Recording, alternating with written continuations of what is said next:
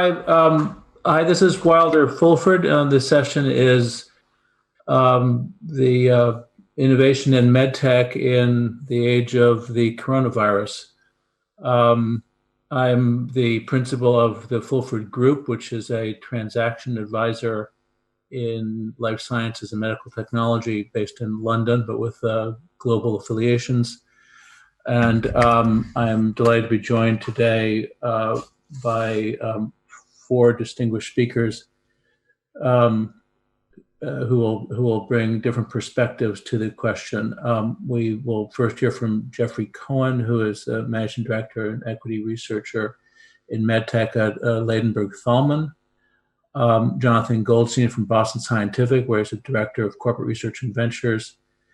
Nazar Rasul from Siemens Healthineers, where he's the global head of technology innovation, and then bringing in the perspective from a smaller medtech company developing a technology with implications in this and future crises. Laurel Omert from Hemanext, she's the chief medical officer.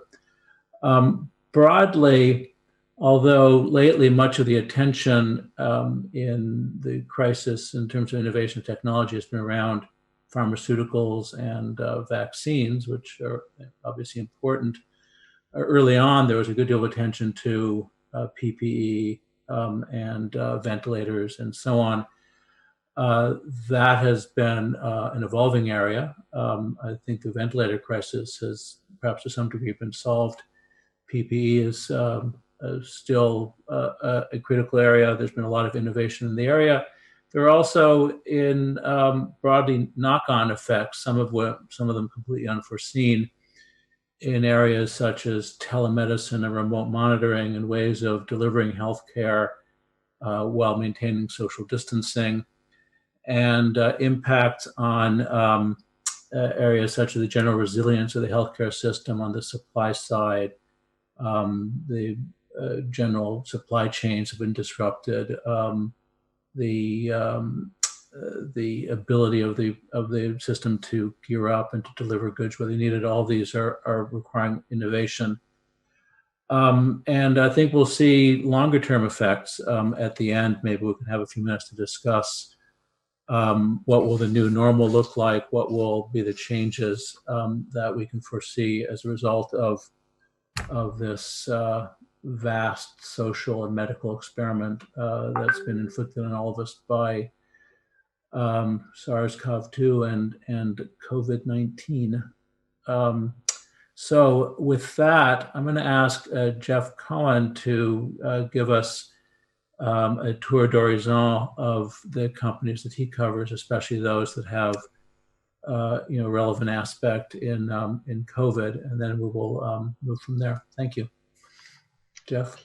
Thanks, Wilder. Hi, my name is Jeff Cohen. I'm a research analyst at Ladenburg Thalmann, and I'm mostly focused in the MedTech area. Thank you to everyone at Sachs for organizing the conference. Thanks, Leonard. Thanks for the invitation, and thanks to my fellow panelists for joining.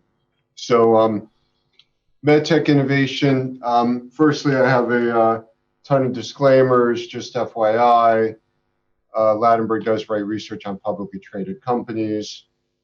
I'll show you a list in a moment. So we have a fair amount of disclosures that I'm required to show to the audience for your viewing pleasure. So I'm mostly looking at smaller companies in the MedTech space.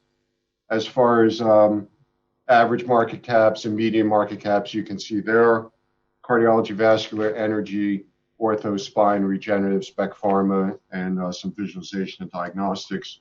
Predominantly, I cover a number of other companies that many would refer to as anomalies. So this is my coverage list, 27 companies. So firstly, I just want to mention testing, although the previous session was focused on testing, and you could see some testing parameters here as far as antibody tests and molecular. That's what's approved thus far. You recall, back in April, there were only 10 or 15 tests in the US that were approved, and many others in other countries which were approved. Testing generally looks like this as far as positives, typically 5%. I guess that's a worldwide average. It's worth noting in the US there's been about 36 million tests, of which 3.3 million were positive as of a few websites yesterday that updates all the information. And this is testing by numbers across Europe, which I believe is fairly accurate. A little unclear as far as the Russian number, but I don't know anything better than what you're seeing there. So that's just to mention. So as you know, in the US, from a regulatory standpoint, we have what we're calling these emergency use authorizations, these EUAs that have gone by, and this is just off the government website, FDA site, showing some of the particular areas where particular indications are searching for fast track, as I would call it, although it's not fast track. It's the emergency use authorization, which theoretically can get waived through the regulatory bodies inside of 30 days, I believe, is the timeline from an accepted filing. So a few areas that I wanted to specifically touch upon that I'm going to talk about here, the following four: development, existing technologies, data and AI, and some guidelines and hypotheses about how things may change in the future. So we'll look here about some expedited development. This is showing a helite, which A2 Biosciences is attempting to develop via partnership with a physician at Cedars-Sinai in Los Angeles. This is a UV light, UVA, that's proposed to be used endotracheally in order to kill viruses. So this is a ways away, and they did partner already with a Sterling Medical Devices to work on the actual device and delivery. So that's an interesting area. We've also seen a ton of ventilator developments, not so much the past few weeks or handful of weeks, but you heard originally about all kinds of ventilators, particularly in the US, where the government was enabling us, even some of the car manufacturers, to develop some ventilators. Most of these you probably won't see in the commercial setting, but it's worth noting that many companies were going after developing and offering ventilators. What you also see here is some of the dual usage or even quad usage or tri usage from some of the ventilators, where the companies were coming out with a number of adapters that were enabling a ventilator to be used with more than one patient. I think a lot of this has changed as we've learned more about what ventilators are good for and not good for. So thoughts on that market is, I would suggest that general MedTech innovation has been rather weak from MedTech land over the past 3 or 4 months.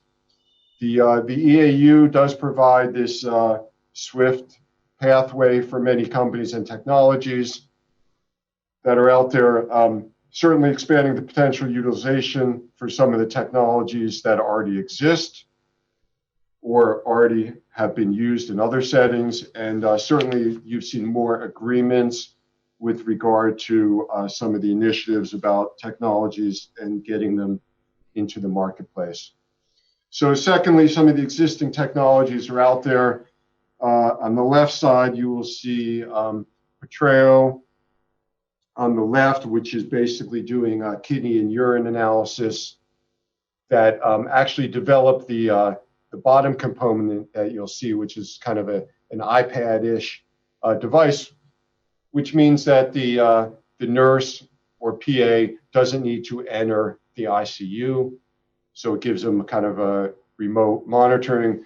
You'll see CHF Solutions and their Aqueduct SmartFlow system that's been in existence for a number of years, but is being used more for aquafiltration where it's needed and fluid removal, as well as Baxter's fluid removal solutions. I believe that's the Pixmaflex that you'll see there.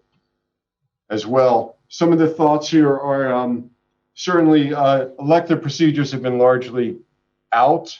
We cover some spine companies and ortho companies that are down 60, 70, 80% in April. The constant discussion was, well, how did April look over March? How did May look over April, et cetera, et cetera.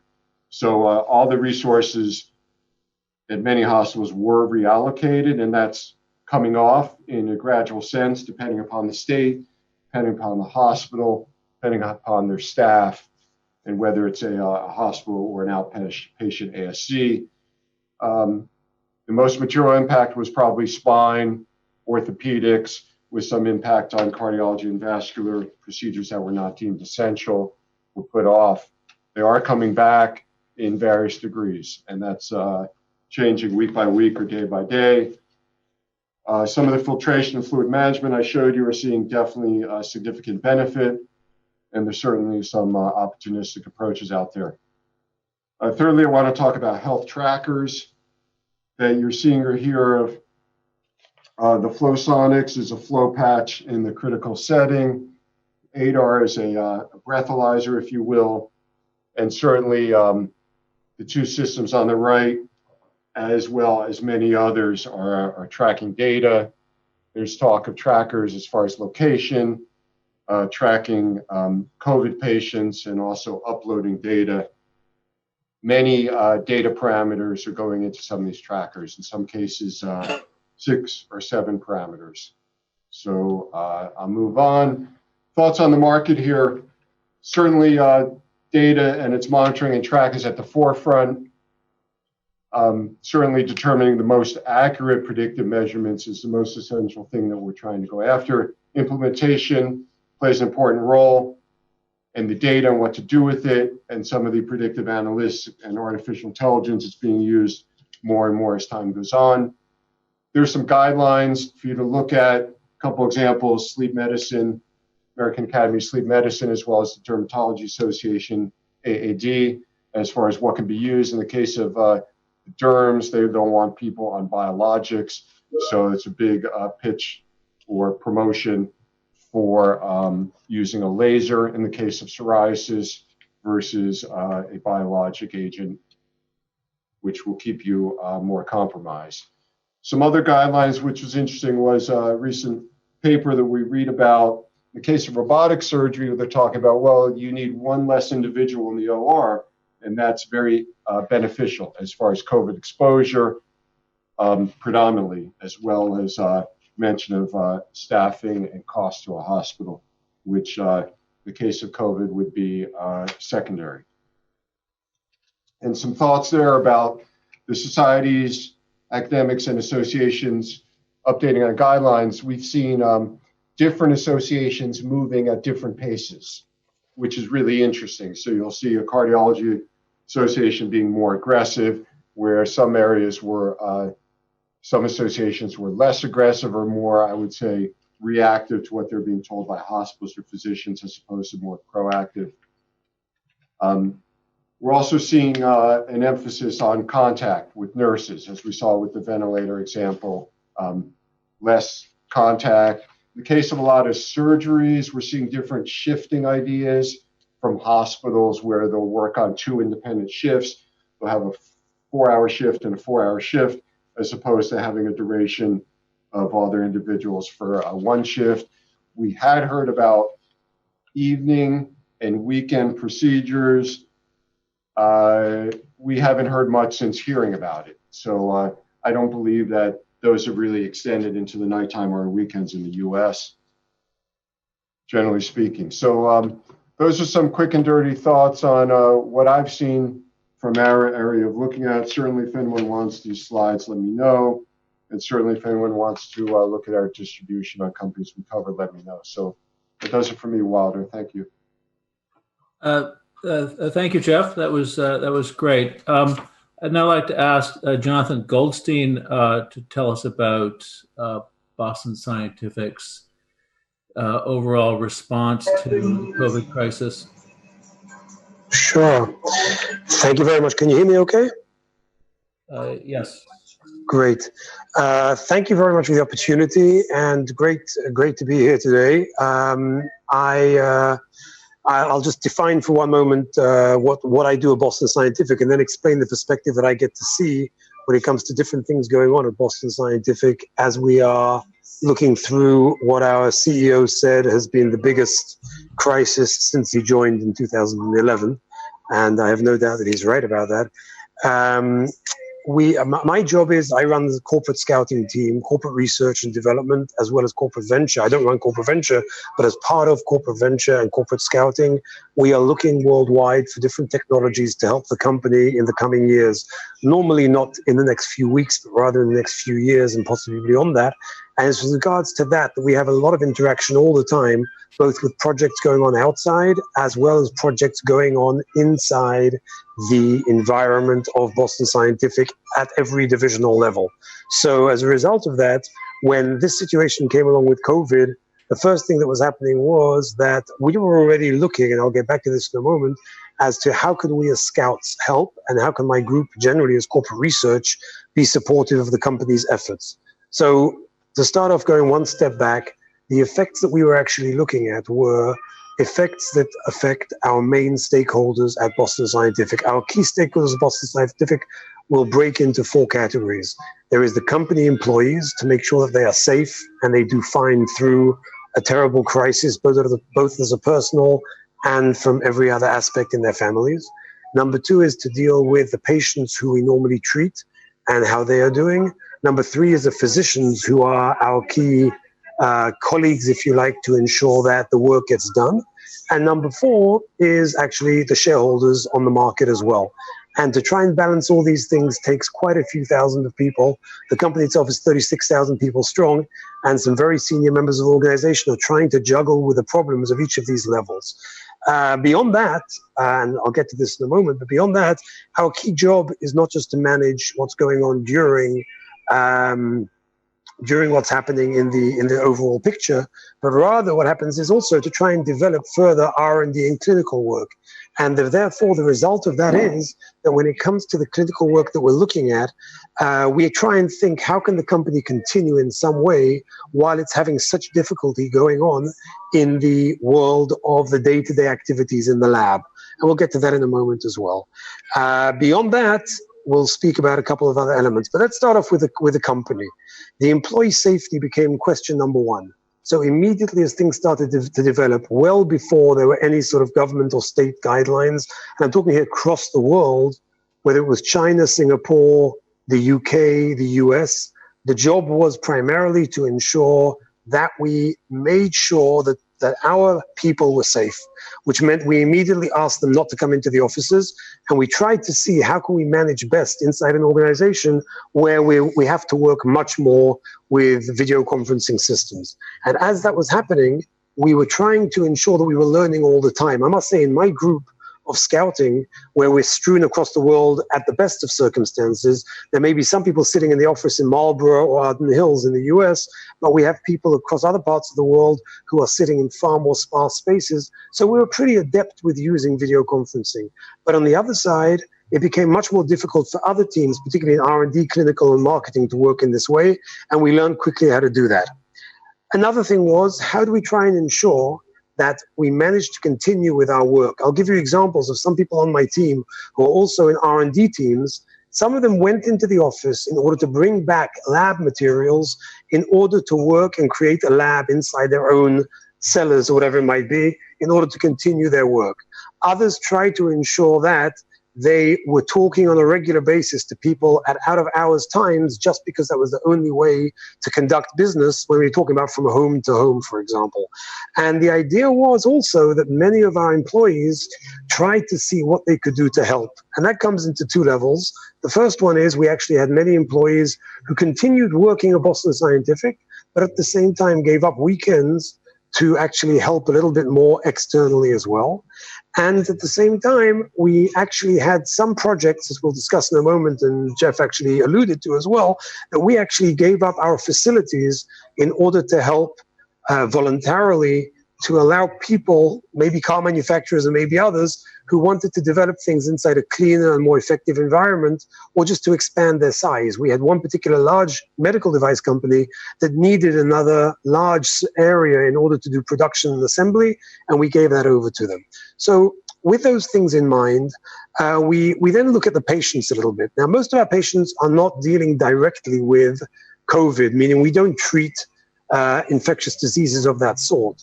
But what we certainly do at Boston Scientific is we deal with an immense number of patients who are high risk to COVID, whether it is because of their age or their sensitivity or their immunoincompetence, whatever it might be at various different levels. So what we try to do is ensure that any supplies that they needed were able to be appreciated and to be received at the right site in spite of all the difficulty with respect to logistics and sales, which is something which we shouldn't take for granted. It's not an easy thing. You might think the labs is one thing, the offices are another. The sales personnel, the logistics personnel, the supply personnel was not easy for them either, not actually being inside their office space all the time. And the one thing that guided us all the time was the luck that we had that we happened to have amazingly high quality management who are guiding us and worried about the four elements that I was mentioning, whether it is the company employees, the patients, the physicians, and after that, potentially the shareholders. So, for example, what happened was that one of the things the management decided at an early stage, right at the beginning of April, actually, is, and this is in the papers, you can read about it, that Mike Mahoney, the CEO, decided that what needs to happen here is, in order to reduce costs, number one, and also ensure that we don't feel the pain too much, he requested that across the range of the company, there was a shaving of a certain amount, preferably 20% of employee activity per employee rather than across the top. So nobody should lose their jobs because of COVID, but at the same time, everyone should just reduce a little bit in order to ensure that the better good can be achieved, both for Boston Scientific as well as for all the employees at a one-by-one level. And the management themselves took a larger shaving than that. So that was something which made us see that while we're dealing with a real crisis, we had real managers who were helping with us. And it's great when you can see that in your company and certainly in your country as well, if that's the case.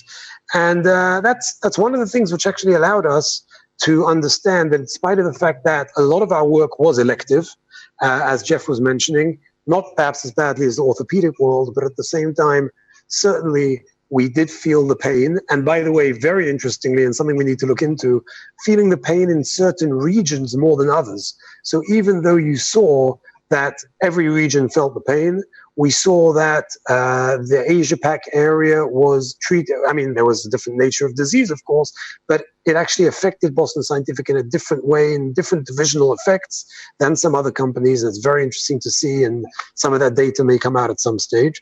But the idea basically is that we try to work as a team to help at a broader sense than just how can we manage, but also how can we help the US, the UK, China over what is really a worldwide crisis we've never encountered before. And we really went into scramble mode, I would say, thinking, how can we as employees help in some way or another, whether it was external companies. We had a portal that allowed people to throw in ideas of what they might be able to do that we might be able to help them with, whether it was financially, whether it was with our floor space, whether it was with our engineering talent.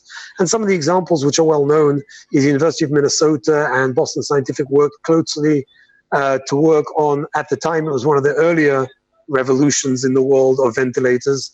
You know, these things, as Jeffrey said, went in stages. This was one of the first weeks that we heard about it. And we actually have some wonderful collaboration going on there.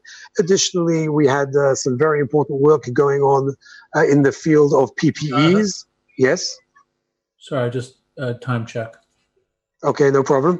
On the PPE side, we had an immense amount of work going on where I believe that across BSC, I think that includes Ireland and the US primarily, we created 1 million shields to pass on to medical personnel, etc.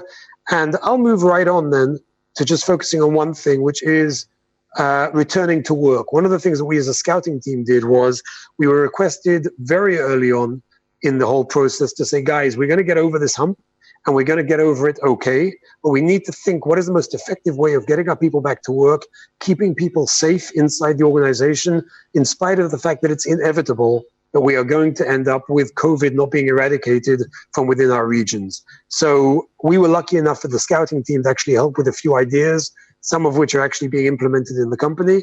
And that's one of the many ways that we as a company are trying to help each other across the world to try and come up with optimal solutions, hardware and software, to deal with a post-COVID world. And perhaps I'll carry on with that as we move on.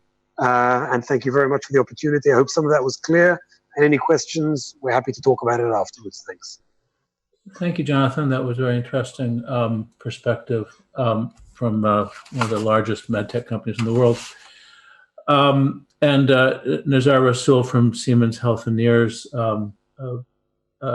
I know you have some comments and maybe some slides. So please start. Thank you.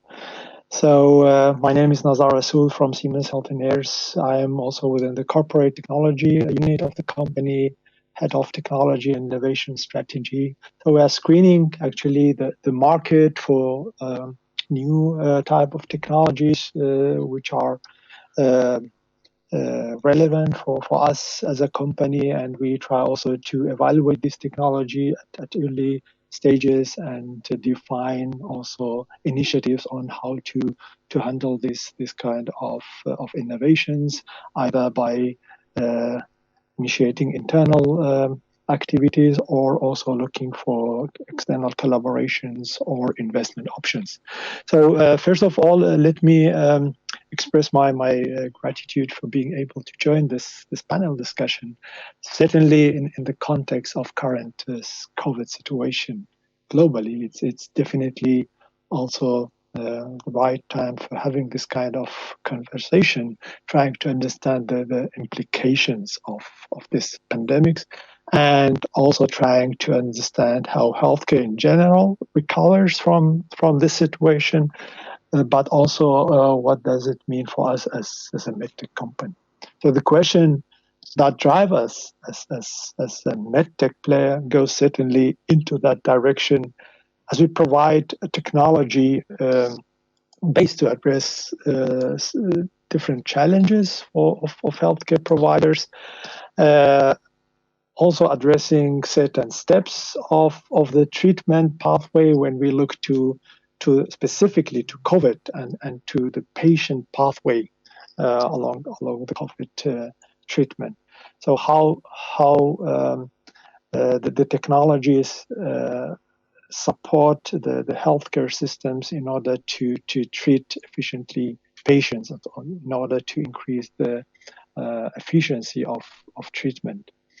So, and it could be either by addressing new technologies or by utilizing and connecting the existing technologies which are already available within the healthcare systems. So we see how these different kind of technological approaches doing diagnosis or doing therapy selection, they bring to the point how at the point of decision making we can improve the entire pathway. From molecular testing for identification of the coronavirus caused by COVID-19, which is actually the first step if we look to that pathway, or with immunoassays and hematology lab testing to assess the severity of infection, and connecting that with blood gas systems, for example, in acute setting for acute treatment, or with imaging equipment that provide for helping to evaluate the progression of the disease. And all that, of course, connected and integrated together through the digital infrastructure, where also we provide different kind of cloud services on our cloud platform, or providing electronic health record systems in order to integrate related health information. So, however, this is all with one specific priority. At the end, it's about better patient treatment and also about staff protection, what we also need to ensure for healthcare providers through our technologies. Now, on the other hand, considering the perspective of how we see the dynamics. Yeah? So how we see the development, there's definitely the need and potential to provide new kind of innovations. Certainly on the side of digital technologies. So how to address the ongoing transition, which is caused actually by the crisis, but also which is impacting all different kind of stakeholders in that system, in the healthcare system. Yeah? Of course, with different regional differences, but it's impacting, first of all, the healthcare providers, but also stakeholders like us as a MedTech company or the pharma industry, other suppliers, and for sure the patients. Yeah? So that's the type of transition that we need, that we see also in the existing situation. So when we ask the question, so how we can see the new normal, yeah. So the changes in the healthcare systems. So here, certainly, just sharing some ideas that we also consider. We see main three directions. So first of all, it's the transformation that's happening in care delivery. Here we talk about deployment of virtual health, also mentioned during the previous talks in terms of telehealth, but also remote guidance of the workforce, how to protect the staff in the hospitals by providing remote accessibility to information, to guidance, and how to deal with different situations. Point of care solutions, so bringing the tests closer to patient, and also shift from inpatient setting to outpatient setting, which will also be part of this transformation that could be foreseen. Yeah. The second area that we see also impacting the type of technologies that we need to provide is, of course, the patient experience. Here we expect a high level of acceptance to consume healthcare services in different ways. Yeah? So here we talk again about digital health, about remote monitoring settings, higher level of engagement of patients, engagement in decision making, either it's diagnostics or predicting the progression of disease. And then the further digitalization, which is actually accelerated by COVID situation. And here we see the data integration role and also cross-institutional care coordination, which is becoming much more important in order to deal with such critical situation.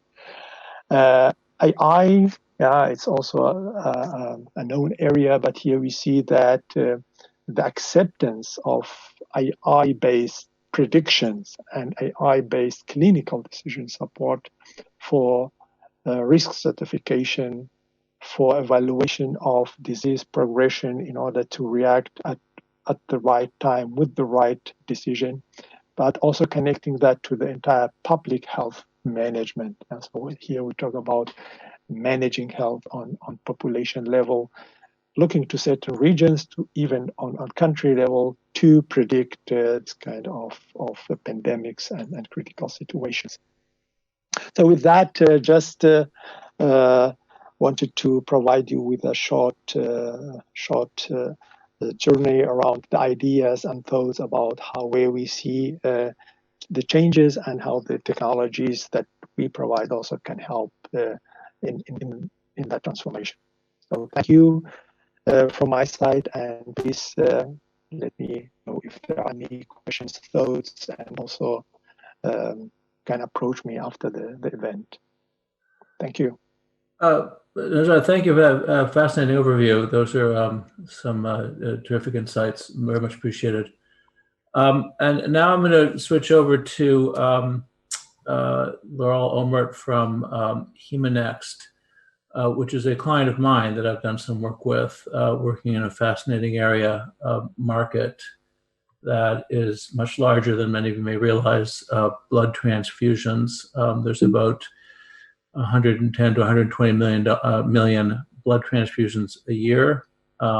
Red blood cells, that's about a $65 billion market in charges for direct transfusions.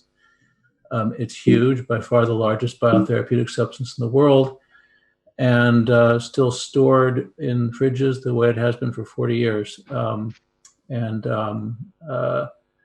The COVID crisis has exposed a rigid lack of resilience in the blood supply system, which hopefully these new technologies will help to address. Anyway, Laurel, please, over to you. Okay, hello everyone. Today I'd like to introduce an innovative way of processing and storing red blood cells called the Hemanext 1 processing system that's increasingly relevant during the COVID pandemic. Now, you've all heard that blood shortages have been reported globally over the past few months, and we can certainly expect more during the predicted second wave of COVID, if not sooner.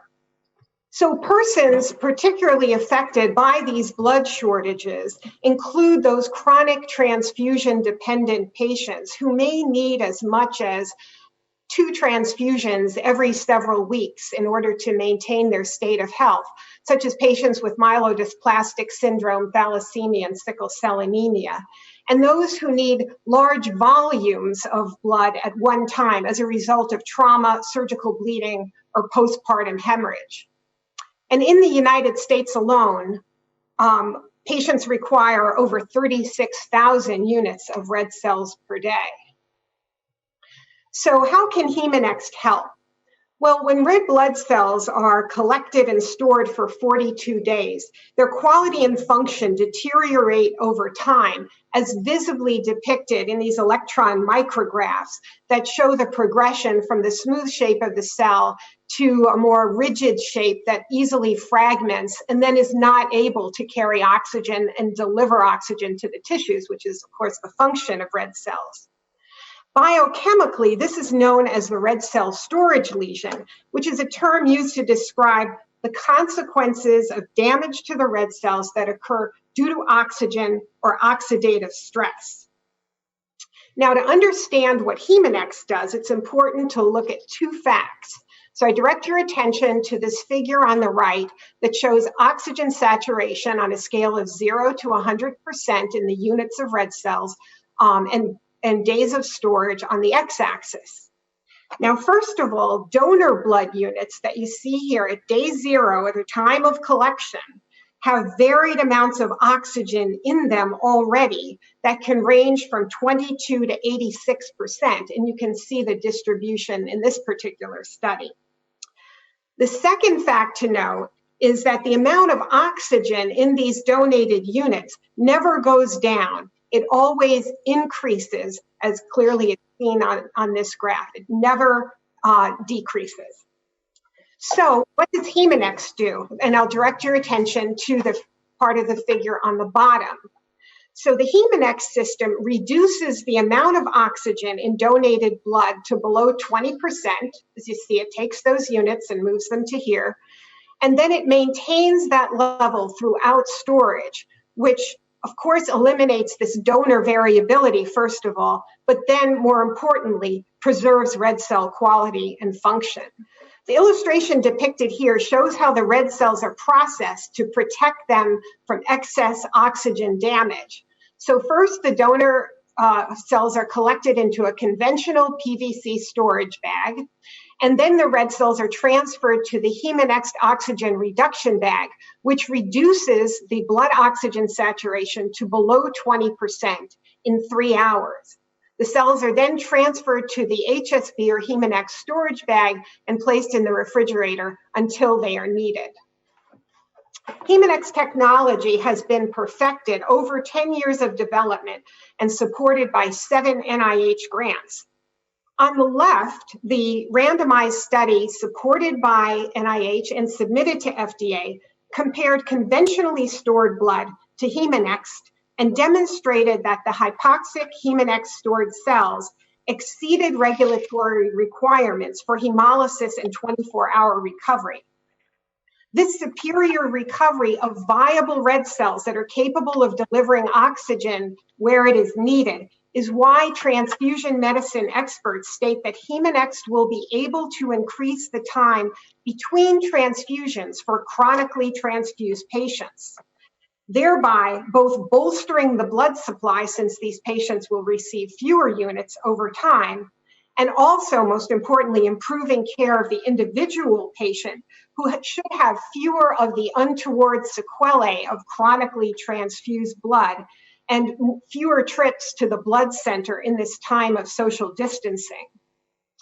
On the right, the preclinical animal study demonstrates that when rats are subjected to life-threatening bleeding and hemorrhagic shock, they're able to be resuscitated with half as much Hemanext blood as conventional blood in a significantly shorter period of time, where time is of the essence, and with less damage to their kidneys, liver, and lungs. In this severe shock model, the animals who received conventional blood were actually never able to be resuscitated to their baseline mean arterial pressure as the Hemanext set was. So this has been a summary of first generation Hemanext to show how it can improve the quality of blood as well as mitigate the deficiencies in the blood supply chain that have become so apparent during this pandemic. The company also has a robust pipeline for development of numerous other red cell and blood product improvements. And we expect to receive CE mark and launch in Europe this year and FDA clearance in the United States next year. So thank you so much for your attention. I'm happy to answer any questions later on. Thank you, Laurel. That was terrific. My firm has been working with Hemanext for a number of months now. I think this technology is potentially revolutionary, and we're currently engaged in a financing. So I don't know if there have been any questions posed by the audience. Let me start the discussion. You've all commented on it, but in the spirit of not letting a good crisis go to waste, this COVID crisis remains a wake-up call for all of us. We've perhaps gotten complacent with the luxury of the previous normal. I think it's reasonable to think that there will be further pandemics or other types of crisis. So perhaps I would ask each of you to comment. What do you think we have learned, and what should we learn to be ready for the next crisis? Starting, I guess, from the top of the screen, my screen, Jeff. That's a good question, and memory is short for many folks. But I guess the ventilator example is something worth mentioning, because apparently there's more ventilators needed on the planet that we needed for about a 2-week time period, then we didn't hear about it again. So that's an example of something we need. I think in North America, there was a bit of disturbance and pushback as far as all the PPE equipment being not manufactured in the US. So one would think that some of that manufacturing capabilities would be brought back, and one would think that some of the federal agencies and the government would put some policies and procedures in place about having certain things stockpiled again, or continuing to stockpile in particular areas. I mean, it's actually a bit of a lead on from the stuff I was saying earlier. Number one is some of our divisions of Boston Scientific are very heavily involved with communications, remote monitoring, self-powering, etc., as well as a lot of other elements of, let's call it smart systems. And those are two major divisions. One in California is neuromodulation, and one of the ones in Minneapolis is cardiac rhythm management, where you've got a lot of different smart implants in there. And as far as those ones are concerned, Wilder, I think the first thing that's happening is that the work that we already had planned and are planning in terms of the issue of R&D leading to more and more remote management, coordination, Bluetooth connections, linking to various different devices and passing messages back from the patient to the system to the physician just become more and more important, and therefore they prioritize many of those elements as very important elements as we move forward. And the same becomes true for the areas, the other divisions, the very large divisions of cardiology, peripheral, endo, and neuro, which are working in many different ways to actually focus on trying to ensure that patient monitoring, for example, can be done more remotely, and we're looking in that direction. It's basically put a spotlight on that aspect of how did COVID handicap us in a way that we're not going to change the business per se. We still are going to be a world leader in gastrointestinal diseases, but at the same time, how can we actually link that to approving various elements for online or remote patient monitoring, etc., non-intrusive technologies, etc., either for treatment or potentially for diagnostics, very important. But in a more general way, virtualizing the training, the education, and the technical support of all the products and the people we work with across the industry is what's important. And the one last thing I would say from a scouting perspective, which has really been very interesting, is that many of the parties who came to us asking us for help and wanting to help with the COVID problems were companies who were not in the medical space. We had a lot of requests to help from the automotive and from the security area, particularly here in Israel, of companies who actually we are able to say, well, this is the way a medical product needs to look. And perhaps you can take your expertise and convert it into something which you weren't thinking about before, because COVID is making so much noise that you're now beginning to think of things in the medical arena. Not always so easy to move from automotive to medical, but there are a lot of benefits, and you're helping the world as well. And we're talking to people who really want to help, particularly with a crisis like this. So we in Scouts are beginning to learn more about taking amazing technologies in other industries, and there's so much out there, and learning how to help them to convert it into something which could be beneficial to the world and to them in the medical area. So I think that's becoming more socialized now than it was a year ago. Thanks a lot for the question. Nazar, obviously something that you guys have been thinking about extensively. Your slides dealt with this, but what are your thoughts? What are the lessons coming into the next crisis? Yeah, for sure. Thank you. Yeah, for sure. Thank you. I think looking to our engagement with our customers, also trying to support them dealing with the situation. I think three main learnings I could here see. So first of all, the challenge of coordinating the efforts in dealing with patients, in dealing with the situation, something that really was a huge challenge for a lot of healthcare providers.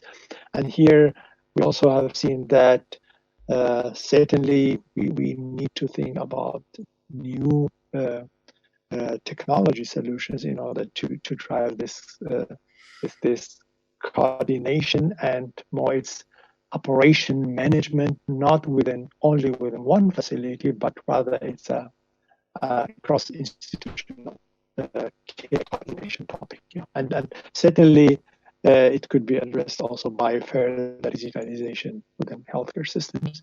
The second learning that we have seen is remotely guiding the workforce in the hospitals, which is really has been a huge challenge.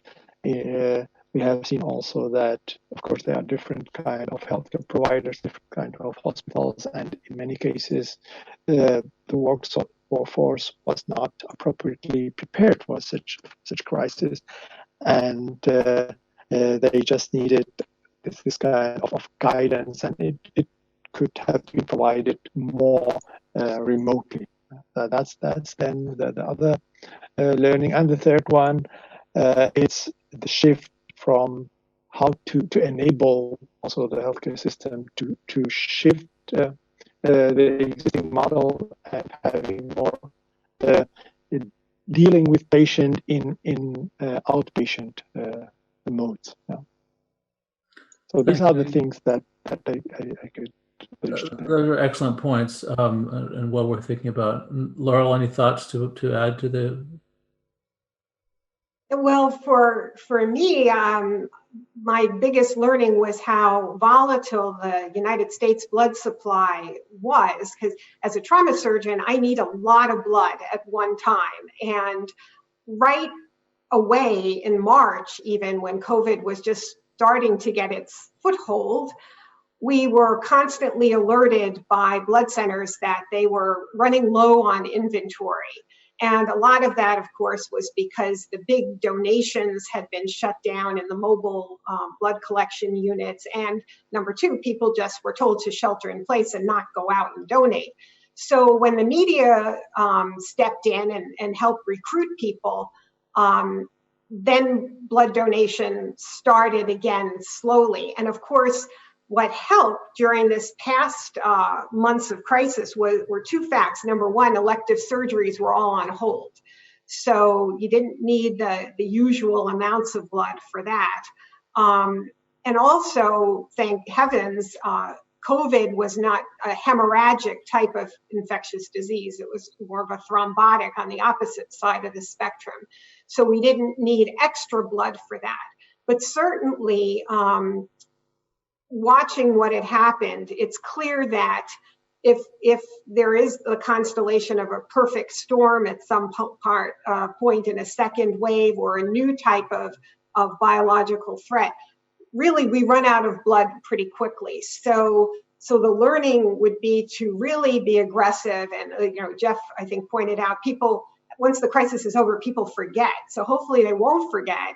And there'll be more movement in the patient blood management sector, which already has been pretty good in infiltrating in the hospitals and getting people to, conserve blood and change transfusion thresholds and do all sorts of things in a smart way. Hopefully there'll be more of that and more awareness of new and innovative ways like Hemanext or hemoglobin-based oxygen carriers, or any types of freezing techniques that can sort of fold away a blood supply that can be used if a major shortage occurs and the donors can't come out for whatever reason. Well, certainly, weighing on my side, I think we've learned a lot that the standard supply chains, which have been pared down to efficient levels, don't really allow for surge types of demands. The stockpiles that perhaps people thought existed did not exist or were not fit for purpose in areas such as PPE. And although this particular crisis was not merely predictable, but actually predicted in detail, it caught everybody by surprise when it happened. So hopefully we will think that through, build more resilience into the supply chains. Another thing which I think is important to think about is the crisis in the healthcare system was largely because of the supercritical patients who filled up the hospitals. Those are disproportionately people with pre-existing health conditions or disabilities. The pre-existing health conditions are almost universally preventable. Old age, maybe not so much, but all of the age-related and lifestyle-related are preventable. And I think it goes to the question of general access to healthcare broadly. I think countries in Europe with more generalized access to healthcare and those which have stressed prevention and health have probably fared better. But resilience in the system is also built by ensuring that the vulnerable are protected, but also just that you have fewer vulnerable. That's easy to say. It's a hard solution to make, but access to healthcare is an essential good. I mean, I speak as a Canadian. There's Europeans and others on the line. The Americans, the audience. It's a different society, but these are important points. Because it will have made a difference. So I think we're coming up close to the end of our time here. It's been a great session. Thank you all for your thoughts and insights. I haven't seen any further questions from the audience, but we're all accessible through the SAC system. And thanks again to the SACs for organizing this this panel and this overall forum, which is a fascinating and timely topic. So again, thank you all for your time and participation.